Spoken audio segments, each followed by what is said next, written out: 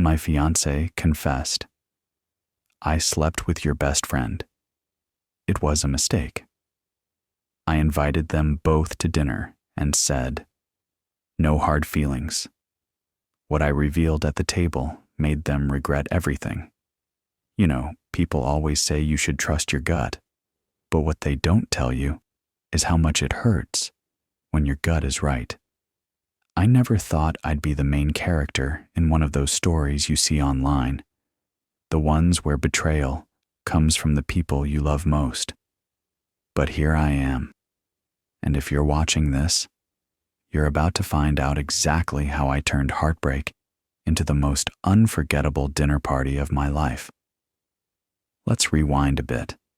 My name's Alex, I'm 29, and until a few months ago, I thought I had it all figured out. I had a great job, a cozy apartment, and most importantly, I was engaged to the love of my life, Rachel. We'd been together for 4 years, and I was convinced she was my soulmate. We had our quirks.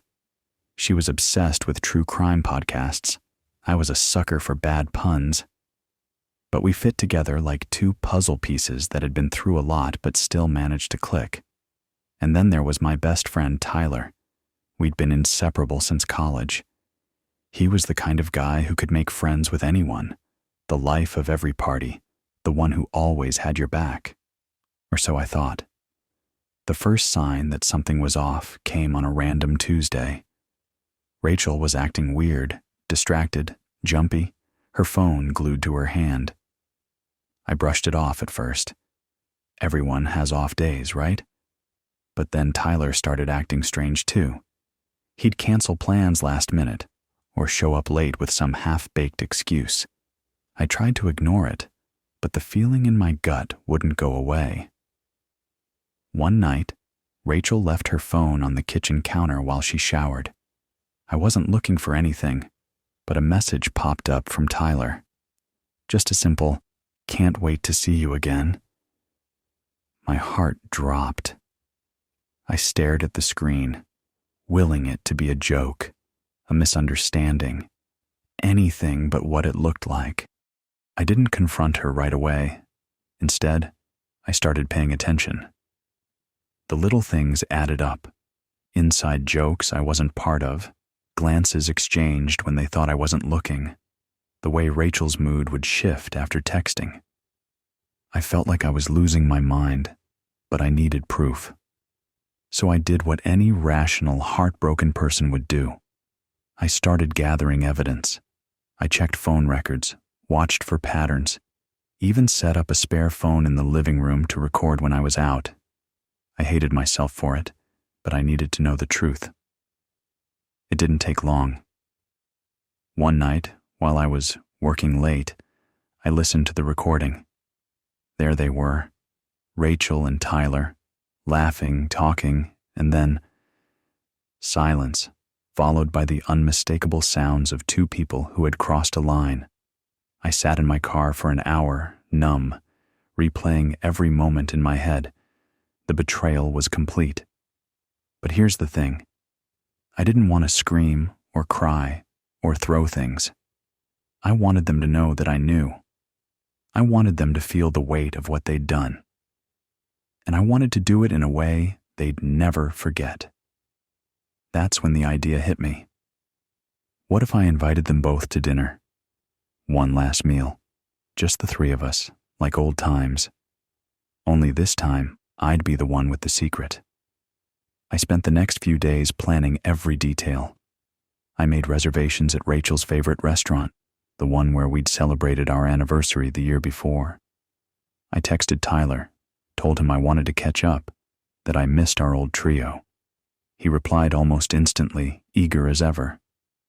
Rachel was a little more hesitant, but she agreed. The night of the dinner, I dressed up, not for them, but for myself. I wanted to look strong, unbreakable. I rehearsed what I'd say, how I'd say it, but nothing could prepare me for the moment I saw them together, sitting across from me, pretending everything was normal.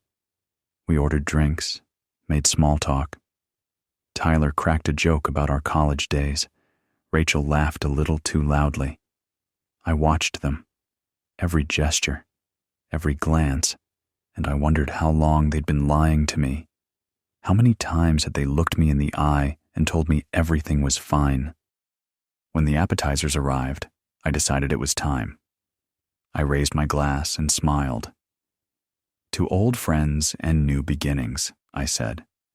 They clinked their glasses with mine, oblivious. I took a deep breath. You know, I've been thinking a lot about trust lately. How it's the foundation of every relationship.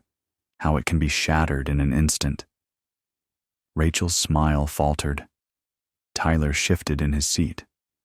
I want to thank you both, I continued, my voice steady, for teaching me what real friendship and love look like, and for showing me what happens when people forget what those words mean.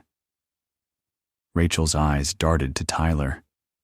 He looked at me, confused.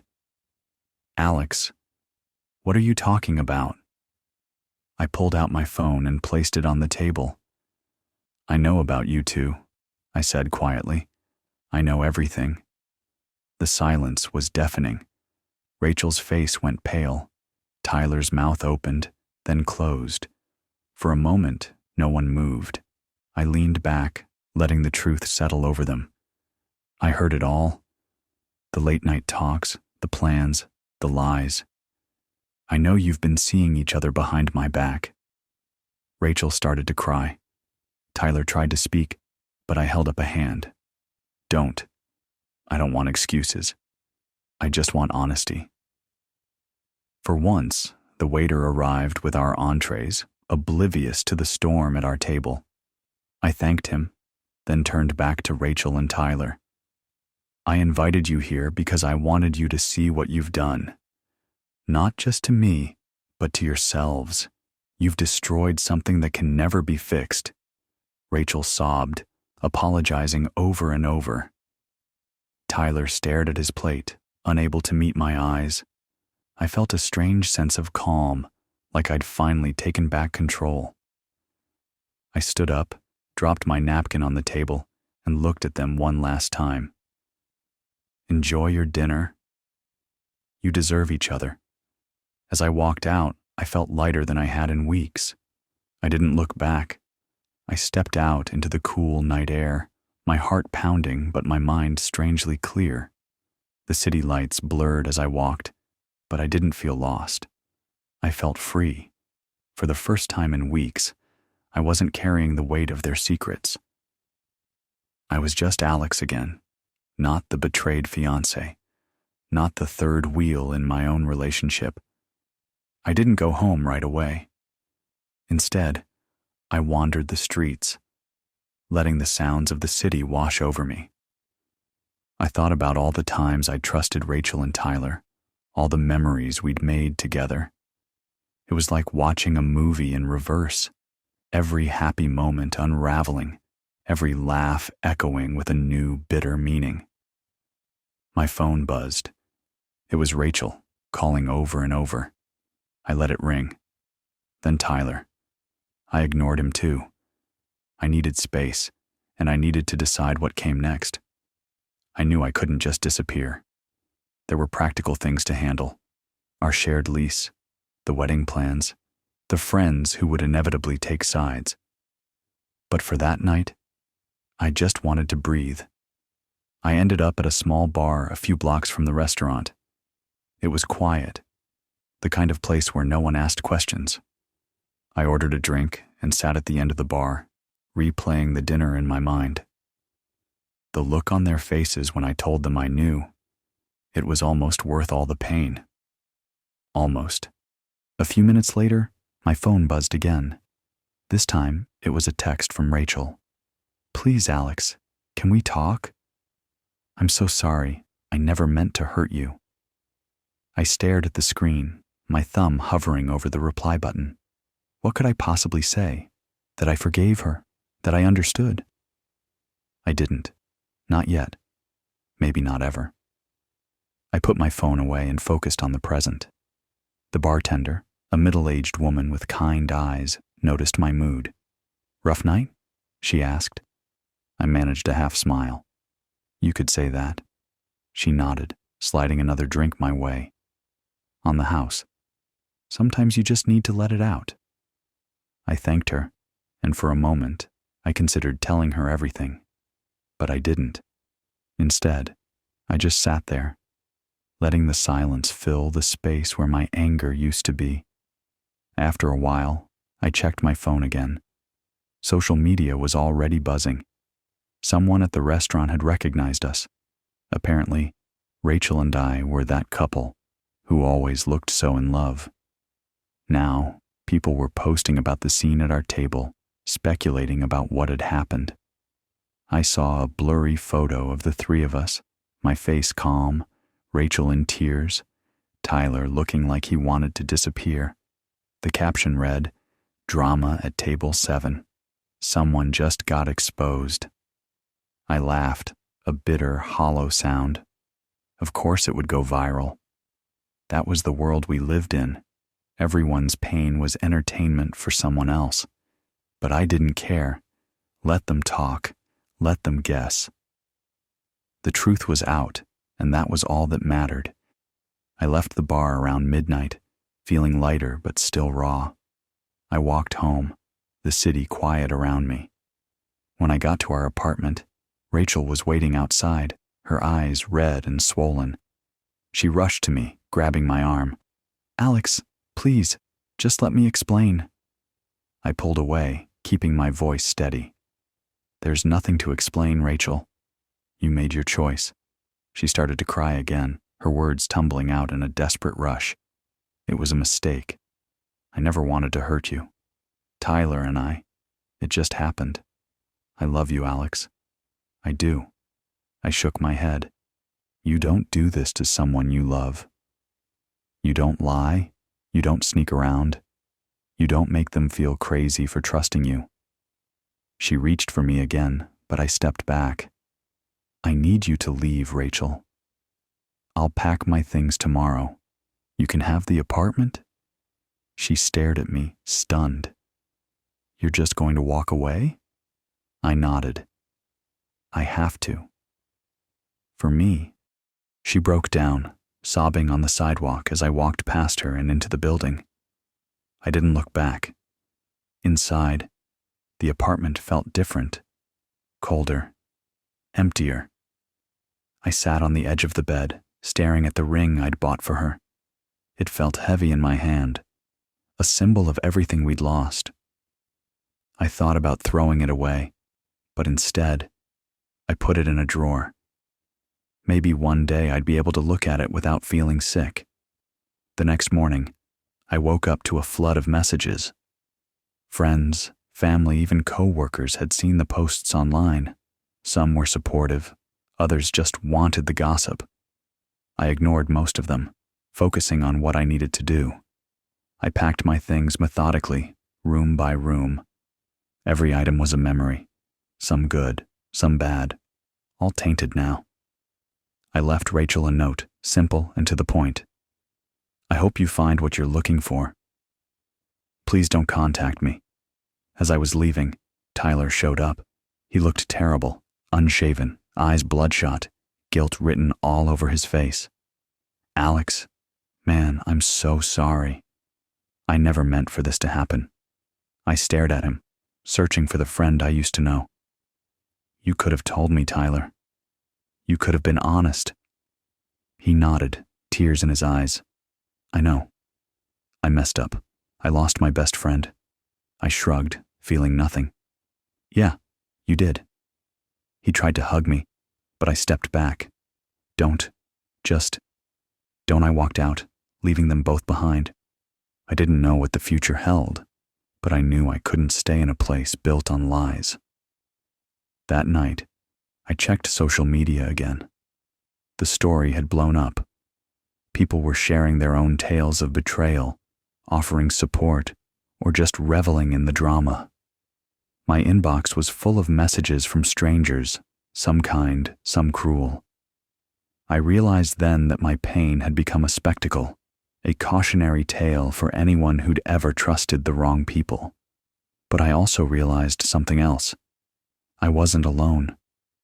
There were thousands of people out there who'd been through the same thing, who knew what it felt like to have their world turned upside down. And in a strange way, that made it easier to breathe. The days that followed were a blur of logistics and emotions. I moved in with my brother for a while, grateful for the distraction of his loud music and terrible cooking. He didn't ask questions, just handed me a beer and let me crash on his couch. Sometimes that's all you need. Someone who doesn't try to fix you, just lets you exist. Meanwhile, the story kept spreading. Someone had posted a detailed account of the dinner, pieced together from overheard snippets and wild guesses. The internet did what it does best. It speculated, exaggerated, and turned my heartbreak into a trending topic. Memes popped up, some funny, some cruel.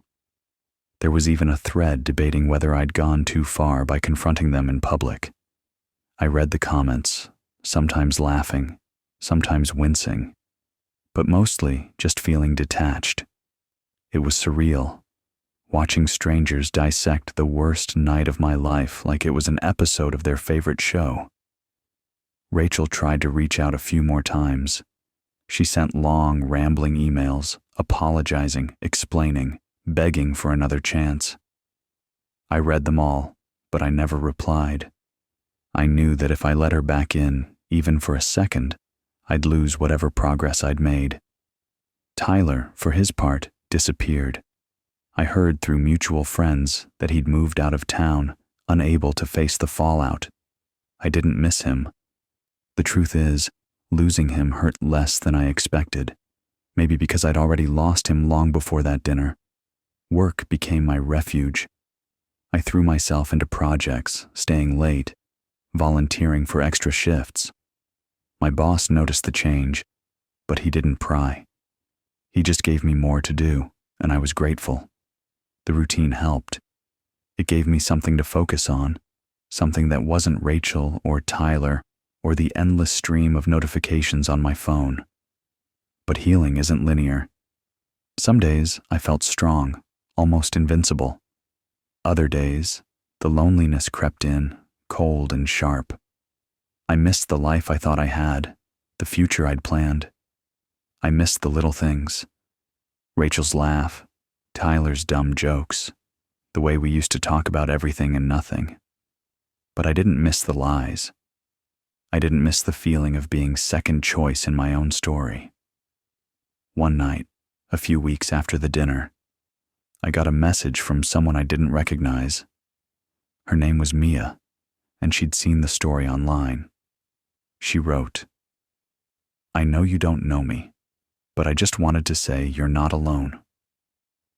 I went through something similar last year. It gets better. I promise I almost ignored it. But something about her words made me pause. I replied, 'Thanks. I hope you're right.' We started talking, slowly at first, then more often. She was funny, smart, and completely unconnected to my old life. She didn't care about the drama, the gossip, or the viral posts. She just wanted to know me, the real me, not the guy from the internet. For the first time in a long time, I felt seen. As the weeks turned into months, the story faded from the spotlight. New scandals took its place, and people moved on. But I didn't forget. I couldn't. The scars were still there, but they didn't hurt as much. They were a reminder of what I'd survived, of how far I'd come. One afternoon, I got a call from my mom. She'd heard about everything, of course. Moms always do. She didn't say much, just asked if I was okay. I told her I was getting there. She said she was proud of me, and for the first time, I believed her. I started going to therapy, something I'd always brushed off before. It helped, more than I expected. I learned to let go of the anger, to forgive, not for Rachel or Tyler, but for myself. I realized that holding on to the pain only kept me stuck in the past. I wanted to move forward, to build something new. Mia and I met in person a few months later. We went for coffee, then dinner, then a walk by the river. It was easy, natural, nothing like the drama that had come before. She made me laugh, really laugh, in a way I hadn't in a long time. We talked about everything, our favorite books, our worst dates, our hopes for the future. There were no secrets, no games, just two people trying to figure things out together. Looking back, I don't regret what happened. It hurt, yes. It broke me in ways I didn't know I could break, but it also set me free. It forced me to see the truth, to stop settling for less than I deserved.